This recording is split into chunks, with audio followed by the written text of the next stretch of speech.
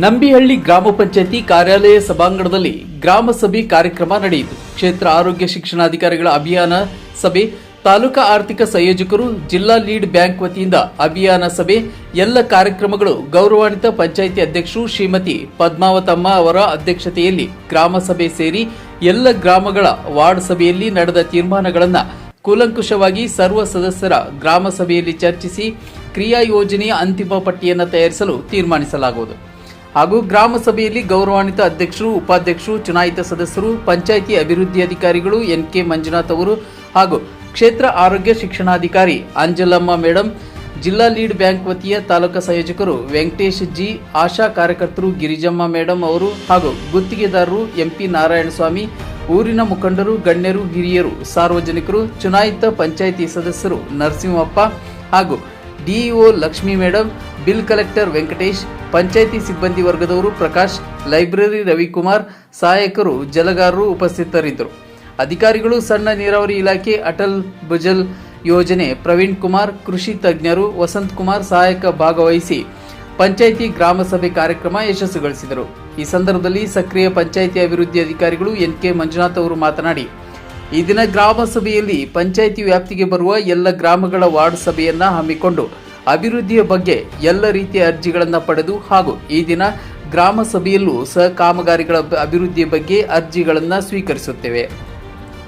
ಸುಮಾರು 7 ಕೋಟಿ ಹಣ ಅನುದಾನದಲ್ಲಿ ಎಲ್ಲ ಇಲಾಖೆಗಳ ಕಾಮಗಾರಿಗಳ ಬಗ್ಗೆ ಎಲ್ಲ ಅಧಿಕಾರಿಗಳ ಜೊತೆ ಪರಿಶೀಲನೆ, ಅಭಿವೃದ್ಧಿಯ ಸೂಕ್ತ ದಾಖಲೆಗಳನ್ನು ಪಡೆದು ಸಂಬಂಧಪಟ್ಟ ಅಧಿಕಾರಿಗಳು ಪರಿಶೀಲನೆ ಮಾಡಿ ಜಿಲ್ಲಾ ಪಂಚಾಯಿತಿ ವ್ಯಾಪ್ತಿಯ ಅಧಿಕಾರಿಗಳು ಕಾಮಗಾರಿಗಳ ಬಗ್ಗೆ ಪರಿಶೀಲಿಸಿ ಹೀಗೆ ಹಲವಾರು ವಿಚಾರಗಳು ಪಿಡಿಒ ಅವರು ತಿಳಿಸಿದರು. ಈ ಸಂದರ್ಭದಲ್ಲಿ ತಾಲೂಕಾ ಸಂಯೋಜಕರು ವೆಂಕಟೇಶ್ ಅವರು ಮಾತನಾಡಿ, ಈ ದಿನ ಪಂಚಾಯಿತಿ ಗ್ರಾಮ ಸಭೆಯ ಅಧ್ಯಕ್ಷರು, ಸದಸ್ಯರು, ಸಾರ್ವಜನಿಕರು ಹಾಗೂ ಈ ಭಾಗದ ಆಶಾ ಕಾರ್ಯಕರ್ತರು ಬ್ಯಾಂಕಿನ ಯಾವ ರೀತಿ ಜನಸಾಮಾನ್ಯರಿಗೆ ಅಭಿವೃದ್ಧಿಯ ಬಗ್ಗೆ ಸವಲತ್ತುಗಳು ಸಿಗುತ್ತವೆ ಎಂಬುದರ ಬಗ್ಗೆ ಎಲ್ಲ ಮಾಹಿತಿಯನ್ನ ತಿಳಿಸಿದರು. ಈ ಸಂದರ್ಭದಲ್ಲಿ ಆರೋಗ್ಯ ಇಲಾಖೆ ಅಧಿಕಾರಿಗಳು ಮಾತನಾಡಿ, ಆರೋಗ್ಯದ ವಿಚಾರದಲ್ಲಿ ಎಲ್ಲ ರೀತಿಯ ಸಲಹೆ ಸೂಚನೆಗಳನ್ನು ಮಾರ್ಗದರ್ಶನ ನೀಡಿದರು. ಹಾಗೂ ಈ ಸಂದರ್ಭದಲ್ಲಿ ಕೃಷಿ ಇಲಾಖೆ ಅಧಿಕಾರಿಗಳು ಪ್ರವೀಣ್ ಕುಮಾರ್ ಅವರು ಮಾತನಾಡಿ, ಈ ಗ್ರಾಮ ಸಭೆಯಲ್ಲಿ ರೈತಾಪಿ ಜನರಿಗೆ ಹಾಗೂ ಸಾರ್ವಜನಿಕರಿಗೆ ಅವರ ಯೋಜನೆ ಅಡಿಯಲ್ಲಿ ಸಿಗುವ ಎಲ್ಲ ಸಲಹೆಗಳು ಪೂರ್ಣ ಮಾಹಿತಿ ತಿಳಿಸಿದರು. ಈ ದಿನ ಗ್ರಾಮ ಸಭೆಗೆ ಬಂದಿರುವ ಎಲ್ಲರಿಗೂ ಪಿಡಿಒ ಅವರು ಕೃತಜ್ಞತೆಗಳನ್ನು ವ್ಯಕ್ತಪಡಿಸಿದರು. ಖಂಡಿತವಾಗಿ ನೋಡಿ, ಸಾರು ಈಗ ಜಾಯಿಂಟ್ ಅಕೌಂಟ್ ಮಾಡಿಸ್ಬೇಕಂತ ಹೇಳಿದ್ದಾರೆ. ಪಂಚಾಯತ್ ಮುಖಾಂತರ ಖಂಡಿತವಾಗ್ಲೂ ಹೇಳ್ತೀವಿ. ಆಕ್ಚುಲಿ ಇವತ್ತು ನಮ್ಗೆ ಮ್ಯಾನೇಜರ್ ಬರ್ಬೇಕಾಗಿದೆ. ನೋಡಿದಾಗ ಮೊದಲನೇ ಹಂತ, ಎರಡನೇ ಹಂತದಲ್ಲಿ ನಮಗೆ ಕ್ಯಾನ್ಸರ್ ಗೊತ್ತಾಗೋದೇ ಇಲ್ಲ. ಅದು ಕ್ಯಾನ್ಸರ್ ಗೊತ್ತಾಗೋದೆ 3rd ಸ್ಟೇಜ್ ಮತ್ತೆ 4th ಸ್ಟೇಜ್ ಗೊತ್ತಾಗುತ್ತೆ. ಅಷ್ಟೊತ್ತಿಗೆನೆ ಕೈ ಮೀರಿ ಹೋಗಿರ್ಬೋದು. ಅದಕ್ಕೆ ನಮ್ಮ ಮುಖ್ಯ ಉದ್ದೇಶ ಅಂತಂದ್ರೆ ಈ ಒಂದು NCD ಅಂದ್ರೆ ನಾನ್ ಕಮ್ಯುನಿಕಬಲ್ ಡಿಸೀಸ್ ಅನ್ನ early detection and early treatment ಅಂತ ಬೇಗ ನಾವು ಕಂಡುಹಿಡಿಯೋದು, ಬೇಗ ಚಿಕಿತ್ಸೆಯನ್ನು ಕೊಟ್ಟಿದಾಗ ಅವರ ಜೀವನ ಚೆನ್ನಾಗಿರುತ್ತೆ ಎಂಬ ಉದ್ದೇಶದಾಗಿ ಈ ಕಾರ್ಯಕ್ರಮವನ್ನು ಅನುಷ್ಠಾನ ಮಾಡಿದ್ದಾರೆ. ಮುಖ್ಯವಾಗಿ ಈ ಒಂದು ಸಕ್ಕರೆ ಕಾಯಿಲೆ ಅಥವಾ ಮಧುಮೇಹ ಅಂತ ಇವತ್ತು ಎಲ್ಲರ ಮನೆಗೆ ನಾವು ಸರ್ವೆ ಮಾಡಿದಾಗ ಹೋದಾಗ 30 ವರ್ಷ ಮೇಲ್ಪಟ್ಟಂತ ಪ್ರತಿಯೊಬ್ಬರು ಸಹ ಹೆಂಗಸರು ಮತ್ತು ಗಂಡಸರು ಎಲ್ಲರೂ ಸಹ ಸಕ್ಕರೆ ಕಾಯಿಲೆಗೆ BP ತೋರಿಸ್ಕೋಬೇಕಾಗುತ್ತೆ. ಮತ್ತೆ ಅವರು ಕ್ಯಾನ್ಸರ್ ಚೆಕ್ ಮಾಡ್ತಾರೆ. ಬಾಯಿ ಕ್ಯಾನ್ಸರ್ ಇರ್ಬೋದು, ಗರ್ಭಕೋಶ ಕ್ಯಾನ್ಸರ್, ಎದೆ ಕ್ಯಾನ್ಸರ್ ಅಂತ. ಕ್ಯಾನ್ಸರ್ ಅಂತಕ್ಕಂಥದ್ದು ಮನುಷ್ಯನಿಗೆ ಕೂದಲು ಮತ್ತೆ ಉಗುರಿಗೆ ಮಾತ್ರ ಬರೋದಿಲ್ಲ, ಉಳಿದಂತ ಎಲ್ಲಾ ಭಾಗಗಳು ಕ್ಯಾನ್ಸರ್ ಬರುತ್ತೆ. ಚರ್ಮ ಇರ್ಬೋದು, ಗಂಟಲು, ಬಾಯಿ, ಮೂಗು, ಅನ್ನನಾಳ, ಶ್ವಾಸಕೋಶಗಳು, ಜಠರ ಮತ್ತೆ ಯೂರಿನರಿ ಸಿಸ್ಟಮ್. ಅಂದಾಜು ಅಂದ್ರೆ ಒಂದೂರಲ್ಲಿ ಒಂದು 24 ಮೀಟರ್ ಅಷ್ಟು ಇರುತ್ತೆ. ಅಂದ್ರೆ ಮೀಟರ್ ಅಲ್ಲಿ ಅಳತೆ ಮಾಡ್ತಾ ಇರ್ತೀವಿ. ಪ್ರತಿ ತಿಂಗಳು ಅಳತೆ ಮಾಡಿ ನಾವು ನಮ್ಮ ಇಲಾಖೆಗೆ ಕಳಿಸ್ತಾ ಇರ್ತೀವಿ. ನೀವು ಕೂಡ ಅಟಲ್ ಭುಜಲ್ ಆಪ್ ಅಂತ ಒಂದು ಬರುತ್ತೆ, ಅದರಲ್ಲಿ ಪಬ್ಲಿಕ್ ನೋಡಿದ್ರೆ 2023 ಮೇಲೆ ಎತ್ತಿರೋ, ಈಗ ನಾವು ನೋಡೋದಾದ್ರೆ ಕೆಳಗಡೆ ಬರ್ತಾ ಇದೆ. ಈಗ ನಮ್ಮ ಒಂದು ಸ್ಕೂಲ್ ಹತ್ರ ನೋಡೋದಲ್ಲಿ ನಾವು ಅಧ್ಯಯನ ಕೊಳೆ ಬಾವಿ ಅಂತ ಮಾಡಿದೀವಿ. ಆ ಅಧ್ಯಯನ ಕೊಳೆ ಬಾವಿಯಲ್ಲಿ ನಾವು 2023 ನಾವು ನೀರು ನೋಡಿದ್ರೆ ಮೇಲೆ ಬಂದಿದೆ, ಈಗ ನೋಡಿದ್ರೆ ಕೆಳಗಡೆ ಹೊರಟೋಗಿದೆ. ಯಾಕಪ್ಪ ಅಂತ ಹೇಳಿದ್ರೆ ಅಂತರ್ಜಲ ಕುಸಿತಾ ಇದೆ. ಈಗ ಅಂತರ್ಜಲ ಒಂದು 10 ವರ್ಷದಿಂದ ನಾವೇನ್ ಮಾಡ್ತಾ ಇದ್ವಿ, ನೀರನ್ನ ಏನು ಬಾವಿಯಲ್ಲೇ ಕುಡಿತಾ ಇದ್ವಿ. ಫಿಲ್ಟರ್ ನೀರನ್ನ ಚೆನ್ನಾಗಿರ್ತಾ ಇತ್ತು. ಇವಾಗ ವಿತೌಟ್ ಫಿಲ್ಟರ್ ಯಾರು ಕುಡಿಯಲ್ಲ. ಹಾಗಾಗಿ ಗ್ರಾಮ ಪಂಚಾಯತಿ ವತಿಯಿಂದ ಈಗ ಹಮ್ಮಿಕೊಳ್ಳುವಂತ ಗ್ರಾಮ ಸಭೆ ಕಾರ್ಯಕ್ರಮದಲ್ಲಿ ಈ ಬ್ಯಾಂಕಿನ ನಾವು ಸಿಬ್ಬಂದಿ ಬಂದಿದ್ವಿ. ಅದೇ ರೀತಿಯಾಗಿ ನಮ್ಮ ತಾಲೂಕು ಆರೋಗ್ಯ ಇಲಾಖೆಯಿಂದ ನಮ್ಮ ಸನ್ಮಾನಿತವಾಗಿ ಮತ್ತೆ ಅದೇ ರೀತಿಯಾಗಿ ಈ ಗ್ರಾಮ ಪಂಚಾಯತಿ ಅದೇ ರೀತಿಯಾಗಿ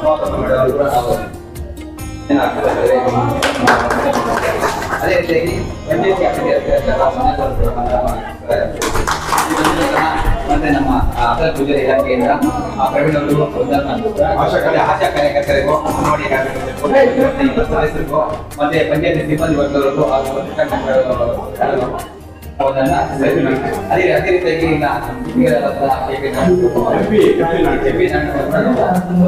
ರೀತಿಯಾಗಿ ಕೊಡ್ತೀವಿ ಸರ್. ಅಂದ್ರೆ ನಮ್ಗೆ ಮಿನಿಮಮ್ 10 ಕ್ವಿಂಟಲ್ ಮೇಲೆ ಇರಬೇಕು. ಶೇಕಡ 90% ಸಬ್ಸಿಡಿ ಇದೆ ಡ್ರಿಪ್ ಮತ್ತೆ ಸ್ಪ್ರಿಂಕ್ಲರ್ಗೆ. ಅದೇ ರೀತಿ ಮಲ್ಚಿಂಗ್ ಮತ್ತೆ ಪಾಲಿಯೋಸ್ ಯಾರೋ ತಗೋಬೇಕು. ಈಗಾಗಲೇ ನಮ್ಮ ವೈ ಹೊಸಕೋಟೆಯಲ್ಲಿ ಸುಮಾರು 4,000 ಸ್ಕ್ವೇರ್ ಮೀಟರ್ ಅಷ್ಟು ಅನುಷ್ಠಾನ ಆಗಿದೆ. ಏನದು ಪಾಲಿಯೋಸ್ ಏನು ವೈ ಹೊಸಕೋಟೆಯಲ್ಲಿ. ಇನ್ನೂ ಯಾರಾದ್ರೂ ಬೇಕು ಅಂತ ಪಾಲಿಯೋಸ್ ನಮ್ಗೆ ಬೇಕು ಅಂತ ಹೇಳಿದ್ರೆ ಅರ್ಜಿ ಸಲ್ಲಿಸಿದ್ರೆ ನಾವು ಆಗುತ್ತಾ ಅದು ಲೆಕ್ಕ. ಮತ್ತೆ ಇನ್ನೊಂದು, ಈಗ ಮೈನ್ ಉದ್ದೇಶ ಸ್ಯಾಚುರೇಷನ್ ಕ್ಯಾಂಪೈನ್ ಸಾಮಾಜಿಕ ಭದ್ರತಾ ಯೋಜನೆಗಳಂದ್ರೆ ನಿಮ್ ಬ್ಯಾಂಕ್ ಅಲ್ಲಿ ಇನ್ಸೂರೆನ್ಸ್ ಸ್ಕೀಮ್ಸ್ ಇದೆ. ಇಲ್ಲೆಲ್ಲರೂ ಇನ್ಸೂರೆನ್ಸ್ ಅನ್ನ ಮಾಡಿಸ್ಕೊಂಡಿದ್ದಾರೆ ಬ್ಯಾಂಕ್ ಅಲ್ಲಿ. ವರ್ಷಕ್ಕೆ 18ರಿಂದ 70 ವರ್ಷ ವಯಸ್ಸಿರೋರಿಗೆ 1 ವರ್ಷಕ್ಕೆ 20 ರೂಪಾಯಿ ಕಟ್ ಆಗುತ್ತೆ. ಮೊದಲು 12 ರೂಪಾಯಿ 20 ರೂಪಾಯಿ ಕಟ್ ಆಗುತ್ತೆ. ಅದೇನಪ್ಪ ಅಂದ್ರೆ PMSBY ಅಂತಾರೆ, ಪ್ರಧಾನಮಂತ್ರಿ ಸುರಕ್ಷಾ ಬಿಮಾ ಯೋಜನೆ ಅಂತ. ಅದು 1 ವರ್ಷಕ್ಕೆ 20 ರೂಪಾಯಿ ಸಣ್ಣ ಅಮೌಂಟ್ ಅಷ್ಟೇ. ಈಗ ಅಲ್ಲಿ ಹೋಗ್ಬಿಟ್ಟು ನಾವು ಚಳಿ ಅಂದ್ಬಿಟ್ಟು ಒಂದು ಟೀ ಕೊಟ್ಬಿಟ್ರೆ ಆಗೋದು ಅಲ್ವಾ ಸರ್? 1 ವರ್ಷಕ್ಕೆ 20 ರೂಪಾಯಿ ನಿಮ್ಮ ಅಕೌಂಟ್ ಕಟ್ ಆಗುತ್ತೆ ಬ್ಯಾಂಕ್ ಕಡೆಯಿಂದನು. ಇನ್ ಕೇಸ್ ನಮ್ಗೆ ಹೊರಗಡೆ ಹೋಗೋ ಟೈಮಲ್ಲಿ ಈ ತರ ಅಪಘಾತದಲ್ಲಿ ಆಕಸ್ಮಿಕ ಏನೇ ತಿಳ್ಕೊಂಡ್ರು ಕೂಡ ನಿಮ್ಮ ಕುಟುಂಬ ನಾಮಿನಿಗೆ 2 ಲಕ್ಷ ಬರುತ್ತೆ. ಅದೊಂದು 2 ಲಕ್ಷ ಈ ಕಾರ್ಡ್ ಯೂಸ್ ಮಾಡಿ ಇದಕ್ಕೊಂದು 2 ಲಕ್ಷ. ಒಟ್ಟು ಎಷ್ಟು ಬರುತ್ತೆ? 4 ಲಕ್ಷ. ದಯವಿಟ್ಟು ನಮ್ಗೆ ಆಗೋದು ಬೆಳೆ ಯಾರಿಗೂ ಅದು ಲೆಕ್ಕ ಆಯ್ತು. ನೀವು ಇನ್ನೊಂದೇನಪ್ಪ ಅಂದ್ರೆ ಸರ್ ಆಕ್ಸಿಡೆಂಟ್ ಅಂದ್ರೆ ಒಂದೇ ಬೈಕು ಬಸ್ಸು ಕಾರ್ ಅಂತ ಅದೊಂದೇ ಅಲ್ಲ. ಈಗ ಹಳ್ಳಿ ಕಡೆ ಕೆಲಸ ಮಾಡ್ತಾ ಇರ್ತೀವ, ಹೊಲದಲ್ಲಿ ನಮ್ಗೆ ಏನೇನು ಕೇಸ್ ಆವಿಗೆ ಕಚ್ಬೋದು, ಇಲ್ಲ ಮರದ ಮೇಲಿಂದ ಬಿದ್ದೋಗ್ಬೋದು, ಇಲ್ಲಿ ಬಿಲ್ಡಿಂಗ್ ಮೇಲಿಂದ ಬಿದ್ದೋಗ್ಬೋದು, ಕೆರೆ ಬಾವಿ ಕೃಷಿ ಹೊಂಡ ಇರುತ್ತೆ ಹಳ್ಳಿ ಕಡೆ ಎಲ್ಲ. ನೀವೆಲ್ಲ ಪೇಪರ್ ನೋಡ್ತಾ ಇರ್ತೀರಾ, ಅಲ್ಲೆಲ್ಲ ಕಾಲ್ ಜಾರಿ ಬಿದ್ದೋಯ್ತಪ್ಪ, ಕೃಷಿ ಹೊಂಡಲ್ಲಿ ಸತ್ತೋಯ್ತಪ್ಪ ಅಂತ. ಆತರ ಇನ್ ಕೇಸ್ ಇದರಲ್ಲಿ ಏನೇ ಆದ್ರೂ ಕೂಡ ಅದು ಆಕಸ್ಮಿಕ ಸಾವು ಅಂತಾರೆ. ಆ ದಯವಿಟ್ಟು ನೀವು ಯಾರು ಮಾಡಿಸ್ಕೊಂಡಿಲ್ವೋ ನೀವು ಮಾಡಿಸ್ಕೊಂಡ್ರೆ ಸಾಲದು. ನೀವು ಮನೇಲಿ ಯಾರಿದ್ದಾರೋ 18ರಿಂದ 70 ವರ್ಷ ವಯಸ್ಸಿರೋರು ಕಂಪಲ್ಸರಿ ಮಾಡಿಸ್ಬೇಕಂತ DC ಸಾರ್ CEO ಕೂಡ ನಮ್ಮ ಡಿಸ್ಟ್ರಿಕ್ಟ್ ಕೂಡ ಸುಮಾರು ಈಗ 50% ಅಷ್ಟೇ ಆಗಿರೋದು. ಇನ್ನು ಜಾಸ್ತಿ ಪರ್ಸೆಂಟ್ ಆಗ್ಬೇಕು ಅಂತ ಅವರು ಒಂದು ಗೋಲ್ ಇದೆ. ದಯವಿಟ್ಟು ಮಾಡಿಸ್ಕೊಳ್ಳಿ. ಮತ್ತೆ ಇನ್ನೊಂದು ಸ್ಕೀಮ್ ಇದೆ PMJJB ಅಂತಾರೆ, ಪ್ರಧಾನಮಂತ್ರಿ ಜೀವನ್ ಜ್ಯೋತಿ ಬಿಮಾ ಯೋಜನೆ ಅಂತ. 18ರಿಂದ 50 ವರ್ಷ ವಯಸ್ಸಿರೋರು ಮಾತ್ರನೇ 1 ವರ್ಷಕ್ಕೆ ಮೊದಲು 330 ರೂಪಾಯಿ ಕಟ್ ಆಗ್ತಾ ಇತ್ತು, ಈಗ 430 ರೂಪಾಯಿ ಕಟ್ ಆಗುತ್ತೆ. ಇದೇನಕ್ಕಂದ್ರೆ ಈಗ ಸಾಮಾನ್ಯವಾಗಿ ಪ್ರತಿಯೊಬ್ಬರಿಗೆ, ಈಗ ನಿಮ್ ಕಾಲ ಫುಡ್ ಬೇರೆ ಈಗೆಲ್ಲ ಫುಡ್ ಬೇರೆ ಅಲ್ವಾ? ಈಗ BP ಇರುತ್ತೆ ಪ್ರತಿಯೊಬ್ಬರಿಗೂ, ಶುಗರ್ ಇರುತ್ತೆ, ಇಲ್ಲ ಹಾರ್ಟ್ ಪ್ರಾಬ್ಲಮ್ ಇರುತ್ತೆ. ಎಕ್ಸಾಂಪಲ್ ಒಂದು 3 ವರ್ಷ ಮುಂಚೆ ನಮ್ಮ ಪ್ರಿನ್ಸ್ ರಾಜ್ಕುಮಾರ್ ಗೊತ್ತಿರ್ಬೋದು ನಿಮ್ಗೆಲ್ಲ ಅಲ್ವಾ? ಅವ್ರಿಗೆ ಕೋಟಿ ದುಡ್ಡಿದೆ, ಬಟ್ ಪ್ರಾಣ ಬಂತ ಹಾರ್ಟ್ ಅಟ್ಯಾಕ್ ತಿಳ್ಕೊಂಡ್ಬಿಟ್ರು. ಆದ್ರೆ ನಮ್ಗೇನಾದ್ರು ಆದಾಗ ನಮ್ಮ ಕುಟುಂಬ ನಮಗೆ ಬ್ಯಾಂಕ್ ಕಡೆ ಕೆಲಸ ಕೆಲವು ಊರುಗಳು ಸೆಟ್ ಅಲ್ಲಿ ಮಾಡ್ತಾ ಇದಾರೆ. ಅಂತ ಊರಿಗೆ ಏನಂದ್ರೆ ಅವ್ರು ಮಾಡೋರ್ಗೂ ತೊಂದರೆ ಆಗ್ತದೆ. ಇವ್ರು ಮಾಡೋದಿಲ್ಲ, ಬೇರೆಯವರು ಮಾಡಕ್ಕೆ ಬರಲ್ಲ. ಯಾಕೆ ಮಾಡೋಕ್ ಭಯ ಬೀಳ್ತಾರೆ ಅಂದ್ರೆ ಸರ್, ಈ ಅಮೌಂಟ್ ಇದಕ್ಕೆ ಹೋಗ್ತದಲ್ಲ, ಹೋಗ್ತದೆ ಅದು ಮಾಡೋದು. ಆಮೇಲೆ ಈ ವರ್ಷದಲ್ಲಿ ಒಂದು ಕಾಮಗಾರಿಯನ್ನು ಮಾಡ್ಬೇಕಂದ್ರೆ ಕಾಂಟ್ರಾಕ್ಟ್ ಆದವರು 100 ರೂಪಾಯಿ ಬಾಂಡ್ ಪೇಪರ್ ತಂದು ಅವರು ಒಂದು ಬರ್ಕೊಟ್ಬಿಟ್ಟು ಮತ್ತೆ ಏನೇ ಒಂದು ಮಾಡದಂತ ಕಾಮಗಾರಿಯಲ್ಲಿ ಹೆಚ್ಚು ಕಡಿಮೆ ಅವರೇ ಜವಾಬ್ದಾರಿ. ಲೋಪದೋಷಗಳೇನಾದ್ರು ಅದ್ರೇನು ಕ್ವಾಲಿಟಿ ಕ್ವಾಂಟಿಟಿ ಮಾಡಿಲ್ಲ ಅಂದ್ರೆ ಮತ್ತೆ ಅವರೇ ಜವಾಬ್ದಾರರಾಗಿರ್ತಾರೆ. ಮತ್ತೆ ಅವ್ರ ಅಕೌಂಟ್ ಕೂಡ ಬ್ಲಾಕ್ ಲಿಸ್ಟ್ ಹಾಕ್ತಾರೆ. ಏನೋ ಅವ್ರದ್ದು ಇದು ವೆಂಡರ್ದು ಏನಿರ್ತದೋ ಅವ್ರ ಬ್ಲಾಕ್ ಲಿಸ್ಟ್ ಹಾಕ್ತಾರೆ. ಕ್ವಾಲಿಟಿ ಮೇಂಟೈನ್ ಮಾಡ್ಬೇಕಂತ ಅದಕ್ಕೆ 10 ಲಕ್ಷದ ಮೇಲೆ ಆದ್ರೆ ಟೆಂಡರ್ ಹೋಗ್ತದೆ. ಈ ಟೆಂಡರ್ ಮೊದಲಿದ್ದಂಗಿಲ್ಲ, ಮೊದಲಿಲ್ಲ ಎಸ್ಟಿಮೇಟ್ ಮಾಡ್ತಾ ಇದ್ರು 10 ಲಕ್ಷದ ಮೇಲೆ ಹೋದ್ರೆ ಈ ಟೆಂಡರ್ ಯಾರಾದ್ರೂ ಹಾಕ್ಬೋದು ಪಂಚಾಯತ್ಗೆ ನಾವು ಮಾಡ್ತೀವಿ ಅಂತ. ಸರ್ ಅಂದ್ರೆ ಈ ಕಾಮಗಾರಿ ಮಾಡ್ಬೇಕಂದ್ರೆ ಪ್ರತಿಯೊಬ್ಬರು ಕಾಂಟ್ರಾಕ್ಟ್ 100 ರೂಪಾಯಿ ಬಾಂಡ್ ಪೇಪರ್ ಕೊಟ್ಟು ಅದನ್ನ ನಾವು ನಿಮ್ಮ ಕಾನೂನು ಚೌಕಟ್ಟಲ್ಲಿ ಬರ್ಕೊಟ್ಟು ಹೌದೌದು ಲೋಪದೋಷಗಳಿದ್ದಲ್ಲಿ ಅದು ಸ್ಟ್ರಕ್ ಆಗುತ್ತೆ. ಮೊದಲಿನ ಇದೆ ಅದು ಬಾಂಡ್ ಪೇಪರ್. ನಾವು ಅವ್ರ ಮೇಲೆ ಅಗ್ರಿಮೆಂಟ್ ಮಾಡ್ಕೊಂತೀವಿ. ಅದರಲ್ಲಿ ಏನಾದ್ರು ತೊಂದರೆ ಆದ್ರೆ ಅವರೇ ಜವಾಬ್ದಾರ ಆಗ್ತದೆ. ಮತ್ತೆ ರಾಯಲ್ಟಿ ಅದೇನಿದೆ ಅವರೇ ಕಟ್ಟಬೇಕಾಗ್ತದೆ. ಅದು ಮೊದಲಿನ ರೂಲ್ಸ್ ಐತಿ. ಎಲ್ಲ ಲೆಕ್ಕ ಮಾಡ್ಕೊಳ್ಳಿ, ಹೆಚ್ಚು ಕಮ್ಮಿ 70-90 ಕೋಟಿ ಈ ತರ ಮಾಫಿಸ್ಗಳು 4 ಇದು ಫಿಲ್ ಮಾಡ್ಬೋದು ದುಡ್ಡು. ಅದೇ ಯಾವ್ದು ಪಬ್ಲಿಕ್ ನಮ್ ಜನಗಳದ್ದು. ದಯವಿಟ್ಟು ನೀವು ನಾಮಿನೇಷನ್ ಕಂಪಲ್ಸರಿ ಚೆಕ್ ಮಾಡಿಸ್ಕೊಳ್ಳಿ. ಈಗ ಕೆಲವರು 10 ವರ್ಷ ಮುಂಚೆ ಅಕೌಂಟ್ ಮಾಡಿಸ್ತಾರೆ ಅನ್ಕೊಳ್ಳಿ, ಅದಕ್ಕೆ ನಾಮಿನೇಷನ್ ಮಾಡಿಸಿರಲ್ಲ. 100 ರೂಪಾಯಿ ನಾವು ಕಷ್ಟಪಡ್ಬೇಕಾದ್ರೆ ಎಷ್ಟು ನಿಮ್ಗೆ ಗೊತ್ತಲ್ಲ ಎಷ್ಟು ರಿಸ್ಕ್ ಇದೆ ಅಂತ. ದಯವಿಟ್ಟು ನೀವು ನಾಮಿನೇಷನ್ ಬಗ್ಗೆ ಸ್ವಲ್ಪ ನೋಡ್ಕೊಳ್ಳಿ, ಅದು ಕ್ಲಿಯರ್ ಆಯ್ತು. ನೆಕ್ಸ್ಟ್ ನಿಮ್ಗೆಲ್ರಿಗೂ ಬ್ಯಾಂಕ್ ಅಲ್ಲಿ ಅಕೌಂಟ್ ಮಾಡಿಸಿದ್ರಲ್ಲ, ನಿಮ್ಗೆ ATM ಕಾರ್ಡ್ಸ್ ಕೊಡ್ತಾರ ಬ್ಯಾಂಕ್ ಅಲ್ಲಿ? ಎಲ್ರಿಗೂ ಕೊಡ್ತಾರಾ ಇಲ್ವಾ? ಎಲ್ರಿಗೂ ಕೊಡ್ತಾರಾ? ಅಲ್ಲಲ್ಲ, ಎಲ್ರಿಗೂ ಕೊಡ್ತಾರಾ ಇಲ್ವಾ ಬ್ಯಾಂಕ್ ಅಲ್ಲಿ? ಕೆಲವರು ಎಫರ್ಟ್ ಹಾಕ್ತಾರೆ ಅನ್ಕೊಳ್ಳಿ, ಅವ್ರು ಎ ಟಿ ಎಂ ಕಾರ್ಡ್ಸ್ ಕೊಡ್ತಾರ? ಕೊಡಲ್ಲ. ಯಾಕೆ ಹೇಳಿ, ಅವ್ರಿಗೆ ಎ ಟಿ ಎಂ ಅಲ್ಲಿ ವ್ಯವಹಾರ ಮಾಡಕ್ ಬರಲ್ಲ ಅನ್ನೋದು ಅಷ್ಟೇ. ಬೇರೆದ್ರಲ್ಲಿ ಬೇಕಾದ್ರೆ ಅವ್ರಿಗೆ ಸ್ವಲ್ಪ ನಾಲೆಜ್ ಇರ್ಬೋದು, ಬಟ್ ಎ ಟಿ ಎಂ ಅಲ್ಲಿ ಮಿಸ್ಯೂಸ್ ಆಗುತ್ತೆ, ಮೋಸ ಆಗುತ್ತೆ ಅಂತ ಅವ್ರು ಕೊಡಲ್ಲ ಅನ್ಕೊಳ್ಳಿ. ಇಲ್ಲಿ ನೋಡಿ, ಈಗ ನಿಮ್ಗೆ ಕೆಲವರು ಓದಿರ್ತಾರೆ ಅನ್ಕೊಳ್ಳಿ, ಅವ್ರಿಗೆ ಎ ಟಿ ಎಂ ಕಾರ್ಡ್ಸ್ ಕೊಟ್ಟಿರ್ತಾರೆ, ಬಟ್ ಎ ಟಿ ಎಂ ಅಲ್ಲಿ ಅವ್ರಿಗೆ ವ್ಯವಹಾರ ಮಾಡಕ್ ಬರಲ್ಲ. ನಂಬ್ತೀರಾ? ಎ ಟಿ ಎಂ ಹತ್ರ ಹೋಗ್ತಾರೆ, ಅಲ್ಲಿ ಯಾರೋ ಹೇಳ್ತಾರೆ, ಸರ್ ಸ್ವಲ್ಪ ಅಮೌಂಟ್ ತಗೊಳ್ಳಿ ಸರ್ ಅಂತ ಕೇಳ್ತಾರೆ ಅನ್ಕೊಳ್ಳಿ. ಅಲ್ಲಿ ನಿಮ್ಗೆ ಎ ಟಿ ಎಂ ಇಷ್ಟ ಅವರು ನಿಮ್ಗೆ ಒಳ್ಳೆಯವರು ಇರಲ್ಲ, ಕೆಲವರು ಮೋಸ ಮಾಡಕ್ ಅಲ್ಲೇ ಇರ್ತಾರೆ ನಿಮ್ಗೆ ಎ ಟಿ ಎಂ ಕಾರ್ಡ್ಸ್ ಹತ್ರ. ನೀವು ಎ ಟಿ ಎಂ ಕಾರ್ಡ್ಸ್ ಕೊಟ್ಟಿದ್ದೀರಾ, ಪಿನ್ ನಂಬರ್ ನೀವು ಅವ್ರಿಗೆ ನೀವೇ ಹೇಳ್ತೀರಾ. ಆಮೇಲೆ ನೀವೆಲ್ಲ ಬ್ಯಾಂಕ್ ಅಲ್ಲಿ ಫೋನ್ ನಂಬರ್ ಲಿಂಕ್ ಮಾಡಿಸ್ಬೇಕು, ಪಾನ್ ನಂಬರ್ ಲಿಂಕ್ ಮಾಡಿಸ್ಬೇಕು. ಯಾಕೆ ಹೇಳಿ, ಈಗ ನೀವು ಬ್ಯಾಂಕ್ ಸ್ವಲ್ಪ ದೂರ ಇದೆ, ನಮಗೆ ಒಂದು 5 ಕಿಲೋಮೀಟರ್ ಆಗುತ್ತೆ ಅನ್ಕೊಳ್ಳಿ, ಯಾವಾಗ್ಲೂ ಬ್ಯಾಂಕ್ ಹೋಗಕ್ಕಾಗಲ್ಲ. ನಿಮ್ಮ ಅಕೌಂಟ್ ಏನಾದ್ರು ದುಡ್ಡು ಬಂದಿದ್ಯಾ, ನಿಮ್ಗೆ ಏನೇ ಕೆಲಸ ಮಾಡಿರ್ತೀರಾ ಇಲ್ಲ ಬ್ಯಾಂಕ್ ಕಡೆಯಿಂದ ನಿಮಗೆ ಈಗ ಕೆಲವೊಂದು ಸರ್ಕಾರ ಕೆಲವೊಂದು ಸ್ಕೀಮ್ಸ್ ಇದೆ. ಈಗ PM ಕಿಸಾನ್ ದುಡ್ಡು ಬರುತ್ತೆ, ಈಗ ಮನೆ ಇಂಥ ಗೃಹಿಣಿಯರಿಗೆಲ್ಲ ಇದು ಏನದು ಗೃಹಲಕ್ಷ್ಮಿ ಬರ್ತಾ ಇರುತ್ತೆ, ರೇಷನ್ ದುಡ್ಡು ಬರ್ತಾ ಇರುತ್ತೆ. ನಿಮ್ಮ ಅಕೌಂಟ್ಗೆ ಯಾರು ದುಡ್ಡು ಹಾಕಿದ್ರೆ ಅನ್ಕೊಳ್ಳಿ, ನೀವು ಬ್ಯಾಂಕ್ ಹೋಗೋ ಅವಶ್ಯಕತೆ ಇಲ್ಲ. ಒಂದು ಫೋನ್ ನಂಬರ್ ಲಿಂಕ್ ಮಾಡಿಸಿದ್ರೆ ಈಗ ನಿಮ್ಗೆ ಏನ್ ಬಂದಿದೆ ಅಂತ ನಿಮ್ಗೆ ಸಮಯ ವ್ಯರ್ಥ ಆಗಲ್ಲ, ಅದು ನಿಮ್ಗೆ ಇದು ಮಾಡಿಸ್ಬೇಕಾಗುತ್ತೆ. ಇಲ್ಲಿ ನೋಡಿ, ಈ ಎ ಟಿ ಎಂ ಕಾರ್ಡ್ಸ್ ಅಲ್ಲಿ ಈಗ ನಮ್ಗೆ ಯಾವ ತರ ನೇಮ್ ಇಟ್ಟಿದಾರೋ ಅದೇ ತರ ನಿಮ್ಗೆ ಎ ಟಿ ಎಂ ಕಾರ್ಡ್ಸ್ ಒಂದು ನೇಮ್ ಇಟ್ಟಿದ್ದಾರೆ. ಇದು ಬಂದ್ಬಿಟ್ಟು ನನ್ನ SBI ಕಾರ್ಡ್ ನಂದು, ಇದು ರೂಪೇ ಕಾರ್ಡ್ ಅಂತ ಇದೆ. ಇದು ಬಂದ್ಬಿಟ್ಟು ತಿಂಗಳ ನೀವು 3 ವರ್ಷ ಬರ್ತಿದ್ದೀರಾ, ತಿಂಗಳಿಗೆ 5 ಸಾವಿರ ಬರ್ತಾ ಇರುತ್ತೆ. ಇದು ಬ್ಯಾಂಕ್ ಕಡೆಯಿಂದ ಮಾತ್ರ. ಮತ್ತೆ ನಿಮ್ಗೆ ಬರುತ್ತಲ್ಲ ಒಳ್ಳೆ ಪೆನ್ಷನ್, ಅದರ ಜೊತೆಗೆ ಅದು ಬರ್ತಾ ಇರುತ್ತೆ. ಇದು ಯಾಕೆ ಹೇಳ್ತೀವಿ ಅಂದ್ರೆ, 60 ವರ್ಷ ಆದ್ಮೇಲೆ ಆ ಹುಡುಗಿಗೆ 60 ವರ್ಷ ಆಗುತ್ತೆ ಅನ್ಕೊಳ್ಳಿ, ತಿಂಗಳಿಗೆ 5 ಸಾವಿರ ಬರ್ತಾ ಇದ್ರೆ ಅವ್ರ ಮಕ್ಳು ಬಿಡ್ತಾರಾ? ಬಿಡ. ಯಾಕಂದ್ರೆ ಅಪ್ಪ ಅಮ್ಮಂಗೆ 5 ಸಾವಿರ ಬರ್ತಾ ಇದೆ ತಿಂಗಳಿಗೆ, ಅವ್ರು ಬಿಡಬಾರ್ದು, ಜೊತೆಲಿ ಇಟ್ಕೊಳ್ಳೋಣ ಅಂತ ಅದೊಂದು ಇಲ್ಲ ಸರ್ ನಾವು 10 ವರ್ಷ ಕಟ್ಟಿದೀವಿ, 5 ವರ್ಷ ಕಟ್ಟಿದೀವಿ ಸರ್ ನಾವು ಬೇಡ ಅಂದ್ರೆ ಬೇಕಾದ್ರೆ ಅಮೌಂಟ್ ನಿಮ್ಗೆ ಬೇಕಾದ್ರೆ ವಾಪಸ್ ಕೊಟ್ಬಿಡ್ತೀವಿ. ಓಕೆನಾ? ಅದು ಕ್ಲಿಯರ್ ಆಯ್ತು. ಮತ್ತೆ ನಿಮ್ಮಲ್ಲಿ ಯಾರಾದ್ರೂ ನಿಮ್ ಪಂಚಾಯತಿಲಿ ಇಲ್ಲೇ ಆಗಿರ್ಬೋದು, ನಿಮ್ಮ ಮನೇಲಿ ಮಕ್ಳೇನ ಓದ್ತಿದ್ರೆ, ಈಗ ಸೆಕೆಂಡ್ PC ಡಿಗ್ರಿ ಹತ್ರ ಓದ್ತಿದ್ರೆ, ಸೆಕೆಂಡ್ PC ಆಗಿರುತ್ತೆ, ನೀಟ್ CET ಅಂತ ಮಾಡಿರ್ತಾರೆ ಅನ್ಕೊಳ್ಳಿ. ಅಂದವ್ರಿಗೆ ನಿಮ್ಗೆ ಯಾವ್ದೇ ಬ್ಯಾಂಕ್ ಅಲ್ಲಿ ಬೇಕಾದ್ರೆ ಹೇಳಿ, ನಿಮ್ಗೆ ಎಜುಕೇಶನ್ ಲೋನ್ ಕೊಡ್ಸ್ಬೇಕಾದ್ರೆ ನಾವು ಕೊಡ್ತೀವಿ. ಎಜುಕೇಶನ್ ಲೋನ್ ಈ ಎಲ್ರಿಗೂ ನಮ್ಮ ಹತ್ರ ದುಡ್ಡು ಇರಲ್ಲ, ಮಿಡ್ಲ್ ಕ್ಲಾಸ್ ಬಂದಿರುತ್ತೆ ಅನ್ಕೊಳ್ಳಿ, ಅವ್ರು ನೀಟ್ CET ಎಲ್ಲ ಮಾಡಿ ಬೆಂಗಳೂರು ಏನಾದ್ರು ಒಂದು BE ಹತ್ರ ಏನೇ ಮಾಡ್ಬೇಕಾದ್ರೆ ಒಂದು 5 ಲಕ್ಷ ಖರ್ಚಾಗುತ್ತೆ ಅನ್ಕೊಳ್ಳಿ. ಅವ್ರ ಹತ್ರ ಇದ್ರಲ್ಲ ಅನ್ಕೊಳ್ಳಿ, ಅಂತ ಟೈಮಲ್ಲಿ ನೀವು ಏನು ಡಾಕ್ಯುಮೆಂಟ್ ಕೊಡೋ ಅವಶ್ಯಕತೆ ಇಲ್ಲ. 7 ವರ್ಷದಿಂದ ನಿಮ್ಗೆ ಬ್ಯಾಂಕ್ ಕಡೆ ನಿಮ್ಗೆ ಎಜುಕೇಶನ್ ಕೊಡ್ತಾರೆ. ಅದ್ ನಿಮ್ಗೆ 5 ವರ್ಷ APY ಅಂತಾರೆ, ಅಟಲ್ ಪೆನ್ಷನ್ ಯೋಜನೆ ಅಂತ. ಇದು 18ರಿಂದ 40 ವರ್ಷ ವಯಸ್ಸಿರೋರ್ಗೆ ಮಾತ್ರ, ನಿಮ್ಗೆ ಆಗಲ್ಲ. ಈಗ 40 ವರ್ಷ ಒಳಗಡೆ ಇರೋರ್ಗೆ ಮಾತ್ರ ಅವ್ರಿಗೆ ಆಗುತ್ತೆ. ಅದು ಯಾವ ತರ ಸ್ಕೀಮ್ ಅಂದ್ರೆ, ನಿಮ್ಗೆ 60 ವರ್ಷ ಆಗುತ್ತೆ ನೋಡಿ. ಈಗ ನಿಮ್ಗೇನೋ 50 ವರ್ಷ 60 ವರ್ಷ ಆಗಿದೆ ಅನ್ಕೊಳ್ಳಿ, ನಿಮ್ಮ ಮಕ್ಕಳಿಗೆ ಈಗ 18 ವರ್ಷ 20 ವರ್ಷ ಇದೆ ಅನ್ಕೊಳ್ಳಿ. ಎಕ್ಸಾಂಪಲ್ 18 ವರ್ಷ ಹುಡುಗನಿಗೆ ನೀವು ತಿಂಗಳಿಗೆ 42 ರೂಪಾಯಿ ನೀವು ಕಟ್ ಮಾಡಿಸ್ಕೊಂಡ್ರೆ ತಿಂಗಳಿಗೆ ಅದು ಅಮೌಂಟ್ ಕಟ್ ಆಗೋದು. ಅವ್ರಿಗೆ 60 ವರ್ಷ ಆಗುತ್ತಲ್ಲ ವಯಸ್ಸು, ನಿಮ್ ತರ ವಯಸ್ಸು.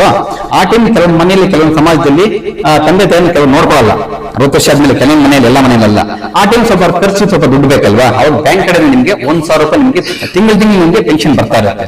ಇಲ್ಲ ಸರ್ ನಮ್ಗೆ 5 ಸಾವಿರ ಬೇಕನ್ಕೊಂಡ್ರೆ ಆ 18 ವರ್ಷ ಹುಡುಗಿಗೆ 210 ರೂಪಾಯಿ ನೀವು ಕಟ್ ಮಾಡಿಸ್ಕೊಂಡ್ರೆ ತಿಂಗಳು ನಿಮ್ಗೆ 60 ವರ್ಷ ಆದ್ಮೇಲೆ 2 ನಿಮಿಷ ನಾನು ಮಾಡ್ಬಿಡ್ತೀನಿ. ನಿಮ್ಮ ಹತ್ರ ಯಾರಾದ್ರೂ 10 ರೂಪಾಯಿ ಕಾಯಿನ್ಸ್ ಇಟ್ಕೊಂಡಿದ್ರೆ, 10 ರೂಪಾಯಿ ಕಾಯಿನ್ಸ್ ಈಗ ಚಲಾವಣೆ ಆಗ್ತಾ ಇದೆ ಮತ್ತೆ ಈಗ. ಓಕೆನಾ? DC ಸರ್ ಕಡೆಯಿಂದ ಮತ್ತೆ ಡಿಸ್ಟ್ರಿಕ್ಟ್ ಲೀಡ್ ಬ್ಯಾಂಕ್ ಕಡೆಯಿಂದನೂ ನೀವು ಬ್ಯಾಂಕ್ ಅಲ್ಲಿ ಕೊಡ್ಬೋದು, ಅಂಗಡಿಲಿ ಕೊಡ್ಬೋದು, ಬಸ್ ಅಲ್ಲಿ ಕೊಡ್ಬೋದು, ಎಲ್ಲಿ ಬೇಕಾದ್ರೆ ನೀವು 10 ರೂಪಾಯಿ ಕಾಯಿನ್ಸ್ ಚಲಾವಣೆ ಮಾಡ್ಕೋಬಹುದು. ಕೆಲವರೆಲ್ಲ ನಮ್ಮ ಮನೇಲಿ 20 ಇದೆ 50 ಇದೆ ಅವರೆಲ್ಲ ಹೇಳ್ತಾರೆ ಲೇಡೀಸ್ ಎಲ್ಲ ಮೀಟಿಂಗ್ ಹೋದಾಗ. ಅದು ಓಕೆ ಆಯ್ತು. ಮತ್ತೆ ನಿಮ್ಮ ಹತ್ರ ಏನಾದ್ರು 2,000 ರೂಪಾಯಿ ನೋಟ್ಸ್ ಇಟ್ಕೊಂಡಿದ್ರೆ, 2,000 ರೂಪಾಯಿ ನೋಟ್ಸ್ ಇದೆಯಾ ಒಂದು ಚೆಕ್ ಮಾಡಿ. ಯಾರ ಇದೆಯಾ? 500 ರೂಪಾಯಿ ಇಲ್ಲ. ಮೊನ್ನೆ ನಮ್ಮ ರವಿ ಸರ್ ಬಂದಿದ್ರು 2 months ಬ್ಯಾಕ್, CDP ಆಫೀಸಲ್ಲಿ ಮೀಟಿಂಗ್ ಮಾಡಿದ್ವಿ. ಅಂಗನವಾಡಿ ಟೀಚರ್ ಹತ್ರ 100 ನೋಟ್ ಇದೆ ಅಂತ ಬಂದಿದ್ದಾರೆ, ಅವ್ರಿಗೂ ನಾವು ಸ್ವಾಗತ ಕೊಡ್ತಾ ಇದ್ದೀವಿ.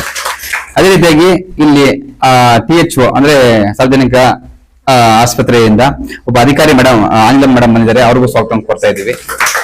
ಅದೇ ರೀತಿಯಾಗಿ ಅಟಲ್ ಭೂಜಲ ಇಲಾಖೆಯಿಂದ ಪ್ರವೀಣ್ ಅವರು ಬಂದಿದ್ದಾರೆ, ಅವರು ಅಟಲ್ ಭೂಜಲ ಇಲಾಖೆಯಲ್ಲಿ ಕೆಲವೊಂದು ಸ್ಕೀಮ್ಸ್ ಅವ್ರಿಗೆ ಸ್ವಾಗತ ಕೊಡ್ತಾ ಇದ್ದೀವಿ. ಇಲ್ಲಿ ಬಂದಿರುವಂತಹ ಎಲ್ಲ ಗ್ರಾಮ ಪಂಚಾಯತಿ ಸದಸ್ಯರು ಹಾಗೂ ಗ್ರಾಮ ಪಂಚಾಯತ್ ಸಿಬ್ಬಂದಿ ವರ್ಗದವರು, ಮತ್ತೆ ಇಲ್ಲಿ ಬಂದಿರುವಂತಹ ಊರಿನ ಎಲ್ಲ ಹಿರಿಯರು ಹಾಗೂ ಎಲ್ಲ ಸದಸ್ಯರುಗಳು, ಮತ್ತೆ ಪತ್ರಿಕಾ ಮಿತ್ರರಂತಹ ಇನ್ನೆಲ್ಲ ಗೊತ್ತಿದೆ, ಅಲ್ಲಿ ನಿಮ್ಮೂರಂತ ಹೇಳ್ತಿದ್ದಾರೆ. ಸತೀಶ್ ಅವರು ಕೂಡ ನಾವು ಸ್ವಾಗತ ಕೊಡ್ತಾ ಈಗ ಕಾರ್ಯಕ್ರಮವನ್ನು ನಮ್ಮ ಪಂಚಾಯತಿ ಅಭಿವೃದ್ಧಿ ಸರ್ ಅವರು ಈಗ ತಿಳಿಸ್ಕೊಡ್ತಾರೆ. ಎಲ್ಲ ಊರಿನ ಕಾಮಗಾರಿ ಕೊಟ್ಟಿದ್ದಾರೆ ನಮ್ಗೆ ಆಲ್ರೆಡಿ. ಒಂದ್ ವೇಳೆ ಬಿಟ್ಟೋಗಿದ್ರು ಕೂಡ ಮತ್ತೆ ಇವಾಗ ಸೇರಿಸಬಹುದು. ಅವರಲ್ಲಿ ಕಾಮಗಾರಿ ಬಿಚ್ಚ ಮಾಡಿ ನಾವು ಫೈನಲ್ 2025-26ನೇ ಸಾಲಿನ ಕ್ರಿಯಾ ಯೋಜನೆ ತಯಾರು ಮಾಡ್ಲಿಕ್ಕೆ ಮತ್ತೆ ಏಪ್ರಿಲ್ ಬರ್ತದೆ ಅದು ಕ್ರಿಯಾ ಯೋಜನೆ.